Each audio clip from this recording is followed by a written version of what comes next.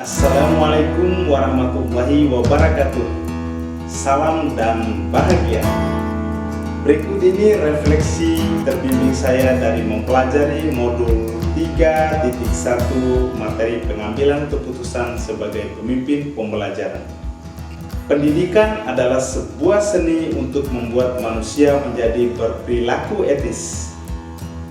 Maksud dari pernyataan tersebut adalah pendidikan secara umum bertujuan membantu manusia menemukan akan hakikat kemanusiaannya. Artinya, pendidikan harus mampu mewujudkan manusia seutuhnya. Kemudian, pendidikan juga berfungsi melakukan proses penyadaran terhadap manusia untuk mampu mengenal, mengerti, dan memahami realitas kehidupan yang ada di sekelilingnya hingga dapat berperilaku sesuai realitas kehidupan. Dengan adanya pendidikan, diharapkan manusia mampu menyadari potensi yang ia miliki. Potensi yang dimilikinya contoh, kecerdasan spiritual, kecerdasan emosi, kecerdasan intelijensi, dan kecerdasan sosial. Potensi-potensi yang diperoleh dari pendidikan mengantarkan manusia untuk berpikir dalam mengambil tindakan sesuai keadaan. Dari 7 buah soal, saya memutuskan untuk memilih 4 soal pada sesi refleksi.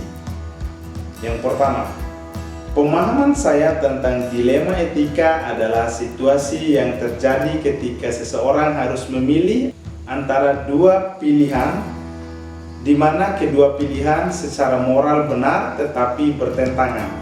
Sedangkan bujukan moral adalah situasi terjadi ketika seseorang harus membuat keputusan antara benar atau salah.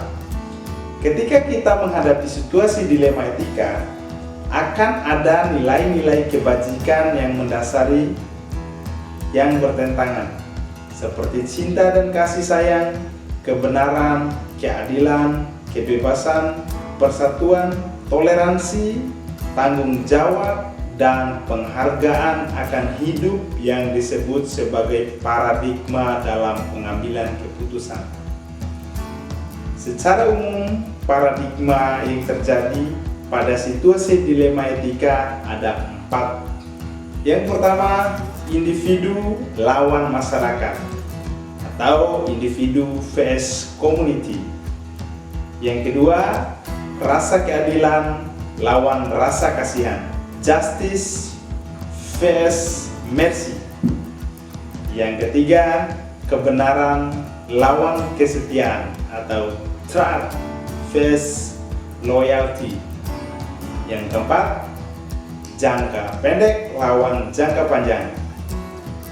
Berikutnya, prinsip pengambilan keputusan ada 3, yaitu berpikir berbasis hasil akhir atau end-based thinking. End-based thinking ini ditentukan dengan konsekuensi atau hasil dari suatu tindakan. Yang kedua, berpikir berbasis peraturan atau rule-based thinking. Menentukan keputusan berdasarkan peraturan yang telah dibuat. Kemudian yang ketiga, berpikir berbasis rasa peduli, care-based thinking. Prinsipnya, lakukan kepada orang lain seperti yang Anda ingin mereka lakukan kepada Anda. Dengan kepedulian terhadap sesama, kita akan menjadi lebih peka dan bersimpati. Kemudian berikutnya, 9 langkah pengujian dan pengambil keputusan. 1. Mengenali bahwa ada nilai-nilai yang saling bertentangan dalam situasi ini. Yang kedua, menentukan siapa yang terlibat dalam situasi ini. Kemudian yang ketiga, mengumpulkan fakta-fakta yang relevan dengan situasi ini. Yang keempat, pengujian benar atau salah yang meliputi uji legal, uji regulasi, uji intuisi, uji halaman depan koran, dan uji panutan atau idola. 5. Pengujian paradigma benar lawan benar. Yang keenam, melakukan prinsip resolusi. 7. Investigasi opsi trilema. Yang kedelapan, membuat keputusan. Kemudian yang terakhir 9, lihat lagi keputusan dan refleksikan. Hal-hal yang menurut saya di luar dugaan adalah keputusan tersebut diambil dari sudut pandang siapa akan berbeda dalam setiap kasusnya. Sebelum mempelajari modul ini, seringkali saya sebagai guru mengalami dilema terhadap berbagai situasi sulit di sekolah saya. Saya sudah mengambil keputusan yang kiranya efektif dan baik bagi saya selaku orang yang mengalami dilema, dan baik bagi orang lain yang terkait dengan situasi yang saya alami. Namun, dengan mempelajari modul ini, saya menjadi tahu bahwa terdapat 9 langkah untuk dijadikan bahan pertimbangan dalam pengujian dan pengambilan keputusan yang harus saya pikirkan matang-matang dan temukan jawabannya dari situasi saya. 9 langkah pengujian dalam pengambilan keputusan tersebut. Yang pertama, 1. Mengenali bahwa ada nilai-nilai yang saling bertentangan dalam situasi ini. Yang kedua, menentukan siapa yang terlibat dalam situasi ini. Yang ketiga, mengumpulkan fakta-fakta yang relevan dengan situasi ini. 4. Pengujian benar atau salah yang meliputi uji legal, uji regulasi, uji intuisi, uji halaman depan koran, dan uji panutan atau idola. 5. Pengujian paradigma benar lawan benar. 6. Melakukan prinsip resolusi. Yang ketujuh, investigasi opsi trilema. 8. Buat keputusan. Dan 9. Lihat lagi hasil keputusan dan refleksikan. Soal 3. Bagaimana dampak mempelajari materi ini buat Anda? Perubahan apa yang terjadi pada cara Anda dalam mengambil keputusan sebelum dan sesudah mengikuti pembelajaran modul ini? Jawabannya, sebelumnya saya kurang memperhitungkan paradigma apa yang terjadi dalam dilema saya.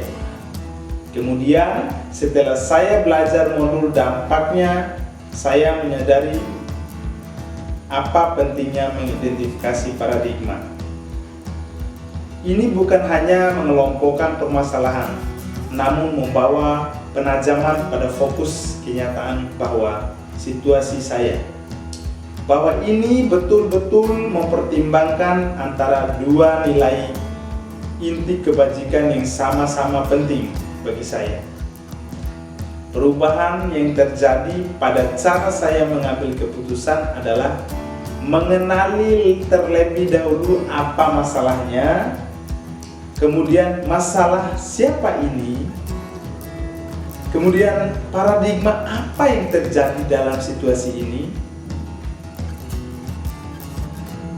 Itulah prediksi-prediksi atau analisa sebelum mengambil keputusan. Saya berpikir menggunakan 3 prinsip pengambilan keputusan dan 9 langkah pengambilan keputusan itu sangat efektif dalam menyelesaikan permasalahan yang saya hadapi.